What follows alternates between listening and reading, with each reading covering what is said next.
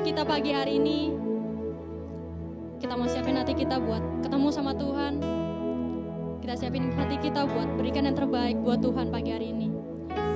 Ya teman-teman, kita bersatu dalam doa. Tuhan Yesus, terima kasih Tuhan buat hari-Mu yang luar biasa buat kami Tuhan. Buat kasih-Mu yang terus mengalir buat hidup kami Tuhan. Apapun yang terjadi di hari-hari ini Tuhan, sekalipun itu berat buat kami Tuhan, tapi kami percaya Tuhan Kau selalu baik buat kami Tuhan. Kau mau angkat tangan kami Tuhan, Kau mau berserah sama Engkau Tuhan. Engkau yang penuhi kami dengan Roh-Mu Tuhan. Kami siap mau memuliakan nama-Mu pagi hari ini Tuhan. Terima kasih Tuhan. Aku datang dan berserah, ku nyatakan Kau yang berkuasa dalam gelap. Kau setia, Kau cahaya hidupku.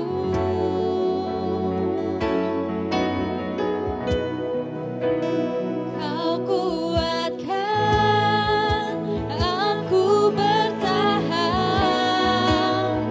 Kau harapan dalam kesesakan.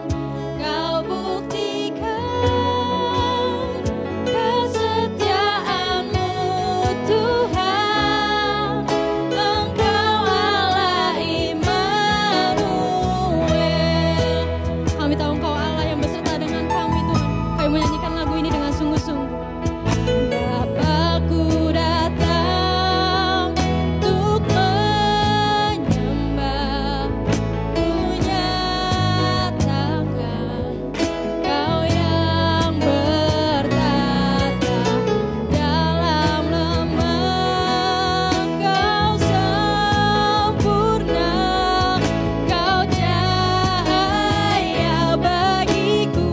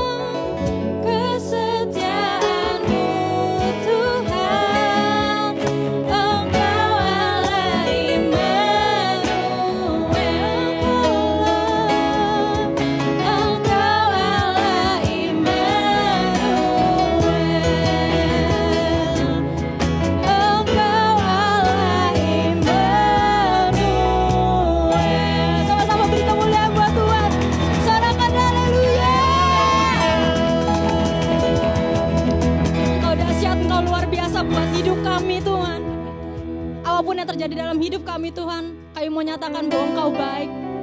Engkau baik, Engkau teramat baik buat kami Tuhan. Kami mau melebihi lagi Tuhan, kami mau melompat-lompat, kami mau bersorak-sorak buat nama-Mu Tuhan. Biarlah dalam pujian penyembahan kami nama-Mu ditinggikan Tuhan. Terima kasih Tuhan, mari semua anak muda yang masih semangat sama-sama katakan amin.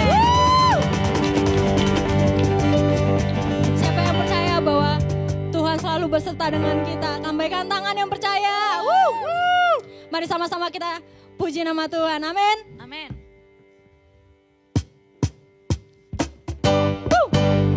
Bahwa Tuhan adalah jalan kebenaran. Yes. Kehidupan buat kita semua, amin.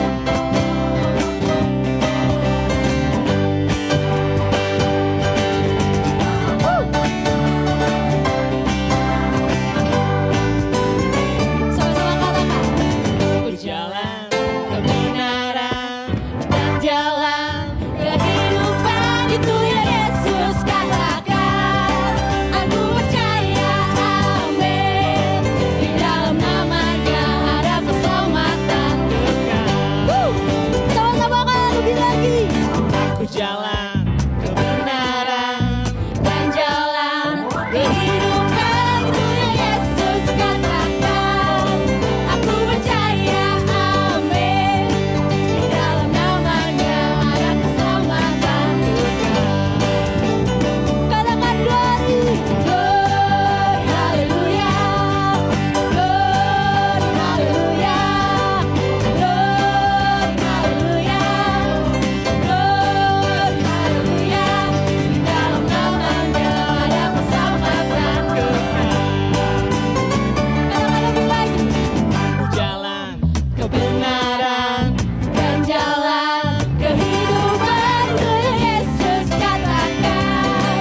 Aku percaya, amin. Katakan di dalam namanya.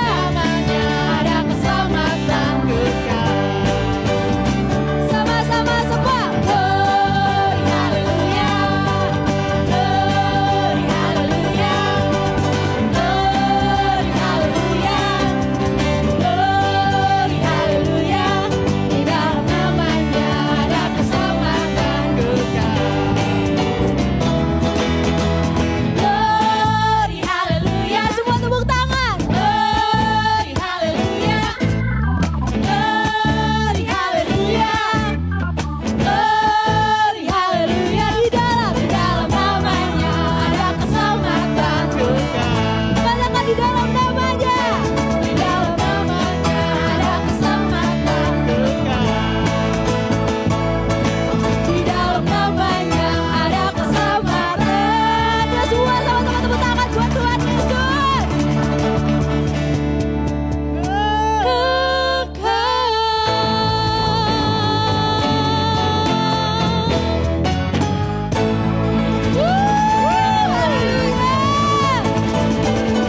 Engkau baik Tuhan. Engkau baik Tuhan. Kami mengucapkan segala syukur kami buat Engkau Tuhan Yesus. Amin. Amin. Segala puji syukur hanya buat Tuhan kita. Amin.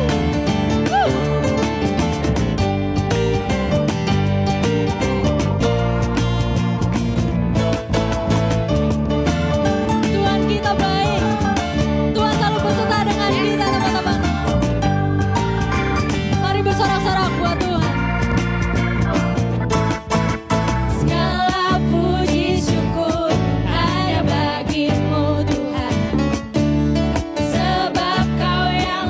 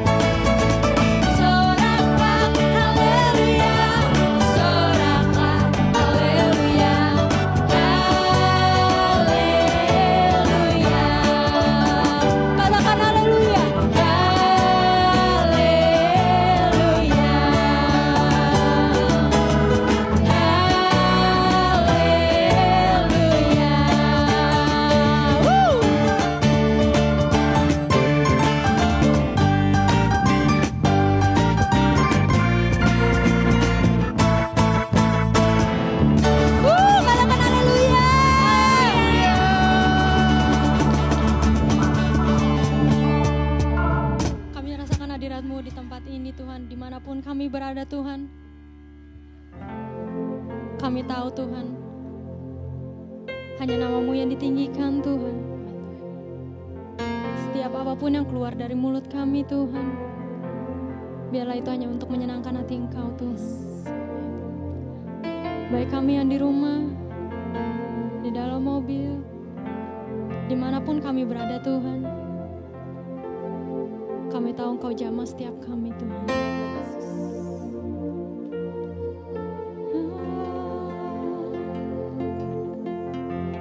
Kau baik Tuhan, Kau sangat amat baik buat kami Tuhan.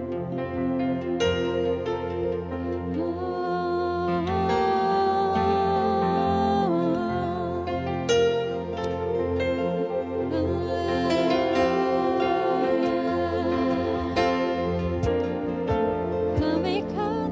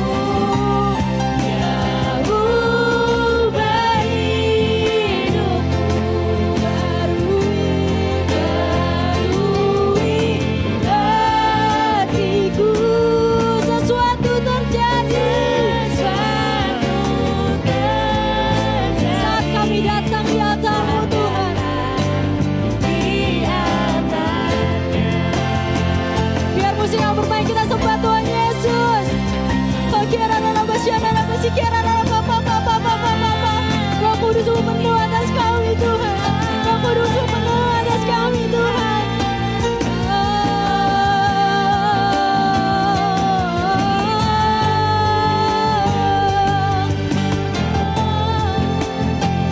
Engkau yang penuhi kami Tuhan.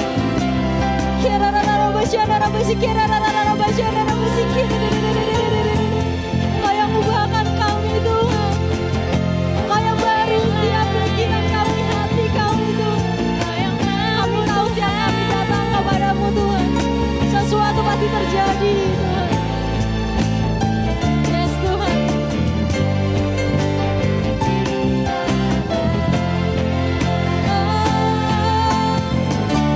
Sujud di angkatnya, kami bawa hati kami Tuhan. Hidupku diperlakukannya, yang murni, yang bebaskan kami, yang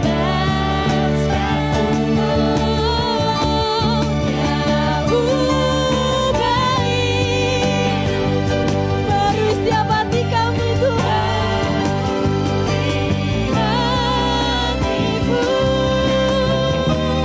sesuatu terjadi saat datang kiratannya. Pemulihan terjadi, kesembuhan terjadi, mujizat terjadi saat datang kiratannya.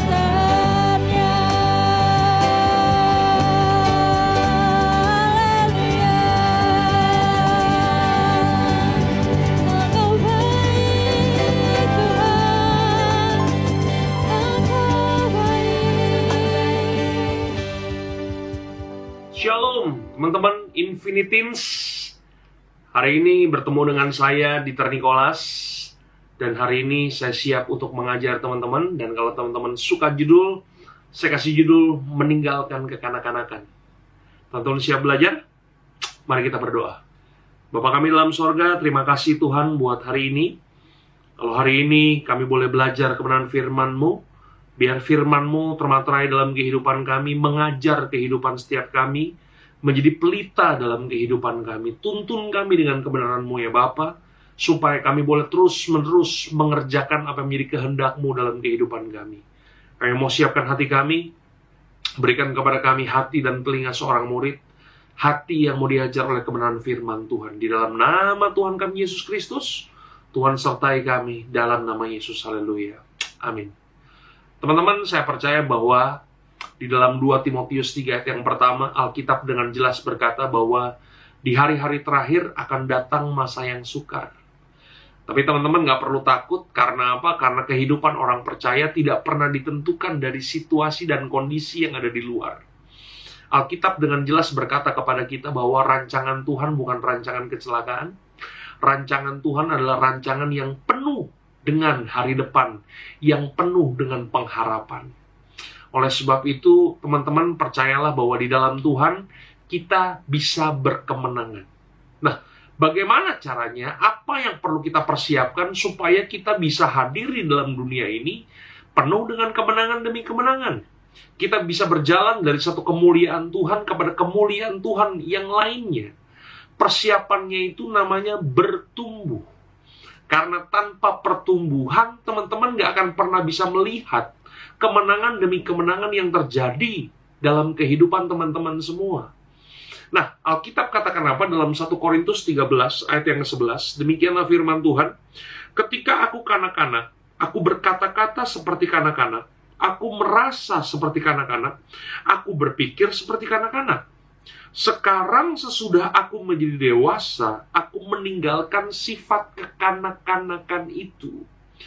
Jadi Alkitab dengan jelas memberitahu kepada kita, Penghalang kita berkemenangan di dalam kehidupan ini adalah kalau di dalam kehidupan ini kita masih terus-menerus tidak melepaskan sifat kekanak-kanakan kita. Penyebab kita terkapar dalam dunia ini, kita nggak bisa menang dalam kehidupan ini kalau kita terus-menerus memeluk sifat kekanak-kanakan kita. Oleh sebab itu, kalau teman-teman mau berkemenangan, teman-teman harus memutuskan untuk kemudian meninggalkan semua sifat kekanak-kanakan dan belajar untuk menjadi dewasa di dalam dia.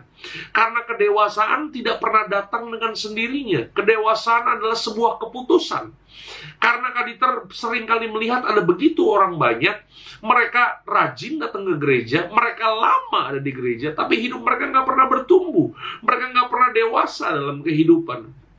Kelihatan dari mana? Kelihatan dari cara berpikirnya, kelihatan dari responnya, kelihatan dari apa yang dia omongin, bahwa dia hanya sekedar menjadi orang percaya, tapi percaya tanpa bertumbuh di dalam dia, percaya tanpa menjadi dewasa di dalam dia. Makanya hari-hari ini buat teman-teman yang mau berkemenangan di dalam kehidupan, nggak bisa nggak, kita harus meninggalkan sifat dan sikap kekanak-kanakan kita.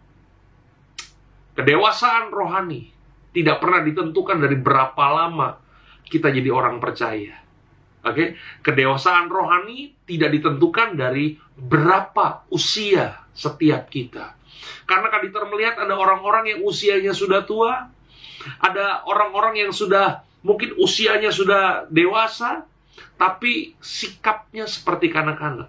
Oleh sebab itu teman-teman, buat teman-teman yang remaja, teman-teman bisa dewasa di dalam kehidupan ini kalau teman-teman memutuskan untuk menjadi dewasa hari ini. Oke?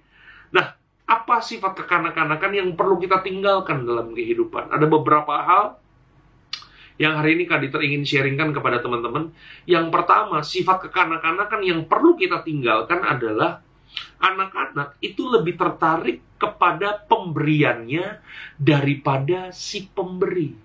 Itu dia tuh. Itu sifat kanak-kanak yang perlu kita tinggalkan dalam kehidupan. Oke? Anak saya usia 7 tahun. Setiap kali dia datang ke gereja, ya dia rajin datang ke gereja. Kenapa dia rajin datang ke gereja? Karena di gereja dia bertemu dengan seseorang yang bernama Pak Her. Dan Pak Her ini adalah orang tua yang suka memberikan mainan kepada anak saya. Tapi suatu hari, waktu Pak Her tidak bawa mainan, yang luar biasa adalah anak saya bisa cuek sama Pak Her. Kenapa anak saya bisa cuek sama Pak Her? Karena buat anak-anak lebih penting pemberiannya daripada si pemberi. Itu dia. Oke? Nah, buat teman-teman yang paling penting itu apa? Yang paling penting apakah berkatnya? Apakah mujizatnya lebih penting daripada Tuhannya? Seharusnya Tuhan jauh lebih penting daripada semua berkat Tuhan. Seharusnya Tuhan lebih penting daripada semua mujizat Tuhan.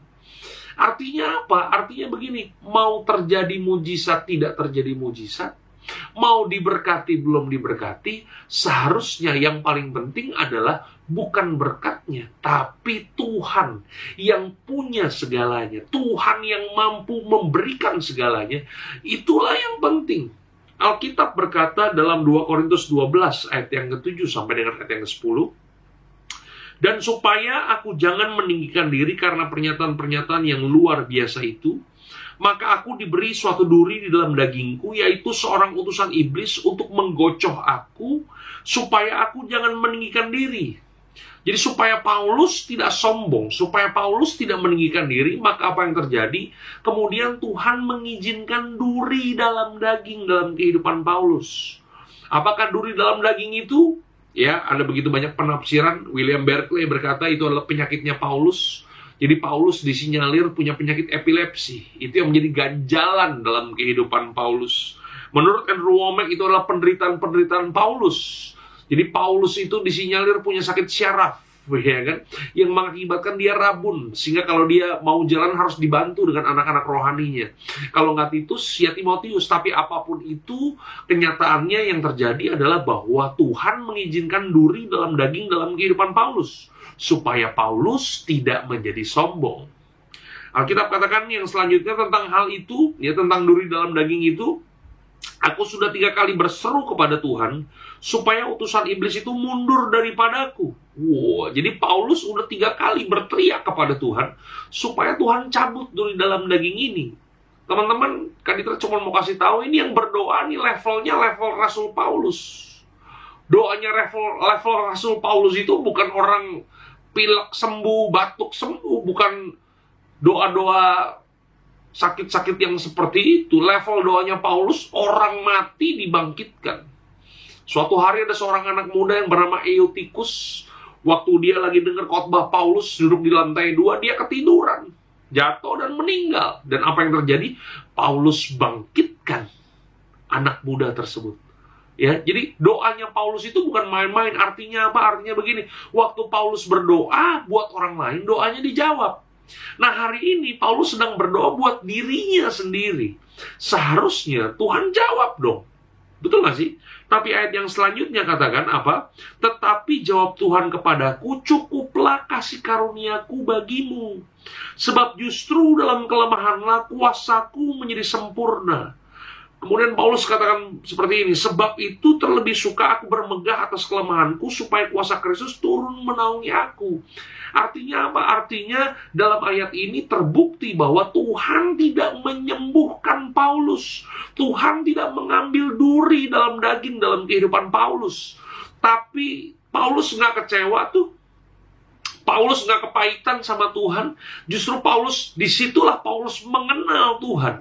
Makanya Paulus berkata, sebab itu terlebih suka aku bermegah dalam kelemahanku, supaya kuasa Kristus turun menaungi aku. Ayat yang terakhir, karena itu aku senang dan rela di dalam kelemahan, di dalam siksaan, di dalam kesukaran, di dalam penganiayaan dan kesesakan, oleh karena Kristus. Sebab jika aku lemah, aku kuat. Jadi saudaraku terkasih dalam Tuhan, kita mengerti bahwa yang paling penting dalam kehidupan Paulus bukan mujizatnya. Yang paling penting adalah Tuhannya. Tuhan mau menyembuhkan Paulus atau tidak menyembuhkan Paulus bukan masalah dalam kehidupan Paulus. Karena yang paling penting buat Paulus adalah pribadi Yesus. Di mana dia bisa mengenal Yesus lebih daripada segalanya. Dia bisa mengenal Yesus lebih daripada mujizatnya. Dia bisa mengenal Yesus lebih daripada berkatnya. Itulah yang paling penting. Ya, jangan sampai kita dapatkan mujizatnya, kita dapatkan berkatnya, tapi kita tidak mengenal siapa Tuhan kita. Ada seorang raja dalam perjanjian lama bernama Hizkia. Alkitab mencatat bahwa Hizkia hampir mati. Sakit hampir mati. Jadi kalau teman-teman mengerti ya, kalau sakit hampir mati itu kira-kira sakitnya apa? Bukan sakit bisul kan? Sakit hampir mati itu kemudian sakit kronis, sakit kanker, udah stadium 4 mungkin. Sakit hampir mati. Tapi Hizkia kemudian berdoa kepada Tuhan, dan Tuhan kemudian menambahkan mujizat dalam kehidupan Hizkia. Menambahkan umurnya kepada Hizkia. Dan apa yang terjadi? Hizkia ternyata nggak finishing well. Hizkia nggak bisa mengakhiri pelayanannya, akhir kehidupannya dengan baik. Hizkia kemudian menjadi sombong.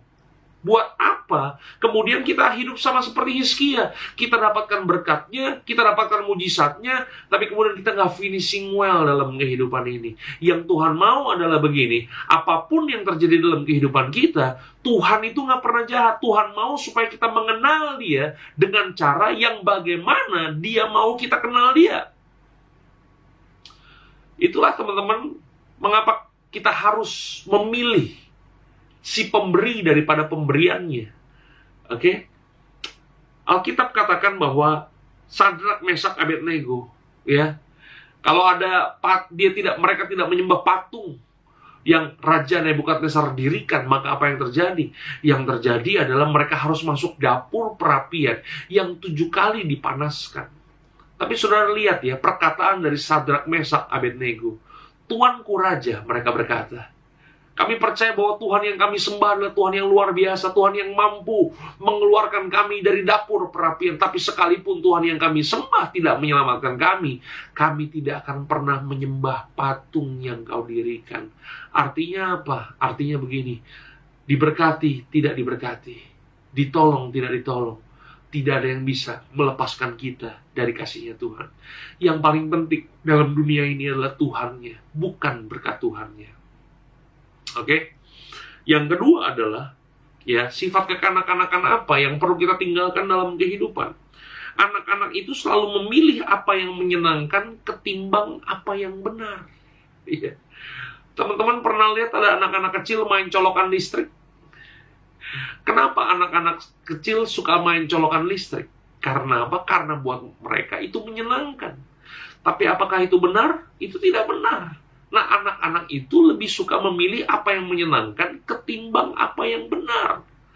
Nah, teman-teman semua, ya, suatu hari Abraham dengan Lot pecah kongsi. Karena apa? Karena gembalanya Abraham dengan gembalanya Lot berantem. Kemudian Abraham berkata, "Oke Lot, sepertinya kamu udah dewasa, dan sepertinya kita harus berpisah." Dan apa yang terjadi? Kemudian Abraham memberikan pilihan kepada Lot. Teman-teman tahu siapa Lot? Siapa Abraham? Abraham itu adalah omnya Lot yang lebih tua daripada Lot. Tapi kemudian Abraham dengan kebesaran hatinya, dia memberikan pilihan-pilihan itu kepada Lot. Lot, pilih tanah mana yang kau ingin pilih. Dan teman-teman tahu apa yang dipilih sama Lot? Yang dipilih sama Lot adalah lembah Sodom dan Gomora. Alkitab berkata itu seperti tamannya Tuhan. Apa yang Lot pilih adalah sesuatu yang menyenangkan matanya, bukan apa yang benar. Dan apa yang terjadi waktu Lot kemudian memilih apa yang menyenangkan matanya, ya, apa yang menyenangkan bukan apa yang benar, yang terjadi adalah kehancuran terjadi dalam keluarganya Lot. Bukan cuma Lot, bahkan sampai ke anak-anaknya. Jadi suatu hari Lot dibikin mabuk sama dua anak perempuannya, dan kemudian anak perempuannya ini kemudian meniduri bapaknya sendiri. Dan teman-teman tahu apa yang terjadi? Dari anaknya ini kemudian lahir dua bangsa yang menjadi musuhnya bangsa Israel, musuh bebuyutan bangsa Israel, Bani Amon dan Bani Moab. Jadi Bani Amon dan Bani Moab ini lahirnya dari mana? Lahir dari Lot, itu lahir dari kedagingan. Kenapa itu bisa terjadi? Kenapa anak-anaknya Lot memiliki gaya hidup seperti itu? Karena mereka tinggal di lembah Sodom dan Gomora. Pertanyaan saya, kenapa mereka bisa tinggal di lembah Sodom dan Gomora? Karena Lot memilih apa yang menyenangkan, bukan apa yang benar. Di dalam kehidupan ini, kalau kita mau berkemenangan di dalam Tuhan, nggak bisa enggak. Kita harus bisa memilih apa yang benar dan bukan apa yang menyenangkan. Kita harus bisa memilih apa yang benar, bukan apa yang nyaman dalam kehidupan kita. Teman-teman terkasih dalam Tuhan, Kaditer mengerti bahwa untuk kita berpegang kepada yang benar itu nggak mudah, nggak gampang. Ada begitu banyak godaan-godaan di dalam kehidupan kita yang membuat kita jatuh dan jatuh dalam kehidupan. Tapi kalau kita nggak pernah belajar, kita nggak pernah mendisiplin kehidupan kita untuk kita bisa memilih apa yang benar daripada apa yang menyenangkan, maka kita nggak akan pernah bisa berkemenangan dalam kehidupan ini. Contohnya siapa? Contohnya Simson. Teman-teman tahu ya, Simson adalah nasirnya Allah, orang yang dipilih oleh Allah. Ya, waktu lahirnya aja malaikat menampakkan diri. Tidak banyak, ada begitu banyak orang-orang Yahudi yang waktu kelahirannya ada malaikat. Tapi kemudian Simson lahir ke dalam dunia ini sebagai nasir Allah. Dia punya tugas sebagai seorang hakim. Teman-teman tahu siapa hakim? Hakim dalam perjanjian lama itu adalah pemimpin bangsa Israel. Dia seorang pemimpin yang luar biasa, dikaruniai kekuatan yang sangat luar biasa. Tapi masalahnya adalah Simson kemudian suka memilih apa yang menyenangkan ketimbang apa yang benar. Suatu hari dia kemudian melihat seorang wanita, ya kan? Dan apa yang terjadi? Ya, itu wanita bukan dari orang Yahudi. Kemudian ini yang terjadi. Yang terjadi adalah kemudian Simson memaksa orang tuanya untuk mengambil wanita tersebut menjadi istrinya. Dan apa yang terjadi? Yang terjadi adalah, teman-teman baca, di akhir kisah Simson, Simson cuma jadi bahan tertawaan saja. Seorang nasir Allah yang dikaruniai kekuatan yang luar biasa, di akhir kehidupannya begitu mengenaskan. Kenapa itu bisa terjadi? Karena Simson memilih apa yang menyenangkan, bukan apa yang benar. Hari ini kalau teman-teman mau berkemenangan dalam kehidupan, gak bisa enggak. Kita harus bisa memilih apa yang benar ketimbang apa yang menyenangkan. Yang benar belum tentu menyenangkan. Yang menyenangkan juga belum tentu benar. Oke? Ayat terakhir teman-teman, 1 Timotius 2 ayat yang 14 katakan apa? Demikianlah firman Tuhan. Aku menuliskan kepada kamu, hai anak-anak, karena kamu mengenal Bapa. Aku menulis kepada kamu, hai bapak-bapak, karena kamu mengenal Dia yang ada dari mulanya. Perhatikan baik. Aku menulis kepada kamu, hai orang-orang muda, karena kamu kuat dan firman Allah diam di dalam kamu, dan kamu telah mengalahkan yang jahat. Jadi bagaimana caranya kita anak-anak muda, kita bisa mengalahkan si jahat? Bagaimana caranya kita anak-anak muda, kita nggak terlena dengan si jahat? Bagaimana caranya kita anak-anak muda, kita berkemenangan di dalam Dia, sekalipun masa yang sukar, sekalipun ada kejahatan demi kejahatan terjadi di luar daripada kehidupan kita. Bagaimana caranya? Alkitab dengan jelas berkata, kalau firman Tuhan diam di dalam kehidupan kita, maka kita bisa mengalahkan si jahat. Oleh sebab itu hari ini teman-teman, jangan pilih yang menyenangkan, pilihlah yang benar. Apapun yang terjadi dalam kehidupan kita, kita tidak akan pernah meninggalkan kebenaran. Oleh sebab itu begini, cintailah kebenaran, ciumilah kebenaran, rangkulah kebenaran. Firman Tuhan itu jadikan bagian dalam kehidupanmu. Kau nggak akan pernah bisa hidup tanpa firman Tuhan. Itulah yang akan mengalahkan si jahat. Oleh sebab itu hari ini, nggak bisa enggak. Saya mau supaya teman-teman di masa-masa yang sukar ini bertumbuhlah di dalam Dia. Putuskanlah untuk meninggal semua sifat kekanak-kanakan kita. Bagaimana caranya? Yang pertama, kita harus memilih si pemberi daripada pemberiannya. Yang kedua, kita harus memilih apa yang benar, bukan apa yang menyenangkan. Tuhan memberkati. God bless you. Mari kita berdoa. Bapa kami dalam surga, pada hari ini Tuhan kami telah belajar kebenaran firman-Mu. Biar di masa-masa yang sukar ini, di masa-masa pandemi ini, dalam kesendirian kami Tuhan, kami boleh terus bertumbuh di dalam Dia ya Bapa. Apapun yang terjadi dalam kehidupan kami percaya kalau kami pegang firman-Mu, kebenaran-Mu ada dalam kehidupan kami bisa mengalahkan semua yang jahat ya Bapa. Aku berdoa buat teman-temanku yang ada di Infinity Teens Tuhan. Sekalipun kami masih muda, tapi kami boleh bertumbuh secara dewasa. Cara berpikir kami, cara berkata-kata kami, respon kami menunjukkan bahwa ada Tuhan, ada kebenaran di dalam kehidupan kami. Pakai setiap kami Tuhan, saudara-saudaraku yang ada di Infinity Teens ini ya Bapa, supaya kehidupan mereka boleh terus bertumbuh di dalam Dia dan berkemenangan serta mengalahkan si jahat. Terima kasih ya Bapa, materaikan firman-Mu hari ini dalam nama Yesus. Haleluya. Amin. Mari kita mau angkat tangan kita. Kita siapkan hati kita untuk terima berkat yang daripada Tuhan. Tuhan menyinari engkau dengan wajahnya. Dia menggenggam tanganmu dengan tangannya. Oleh sebab itu hari ini pergilah. Jadilah garam, jadilah terang. Untuk keluargamu, masyarakat di sekitarmu, kotamu, bahkan untuk dunia ini. Setiap kita yang percaya diberkati Tuhan, sama-sama kita katakan, amin. God bless you. Tuhan memberkati.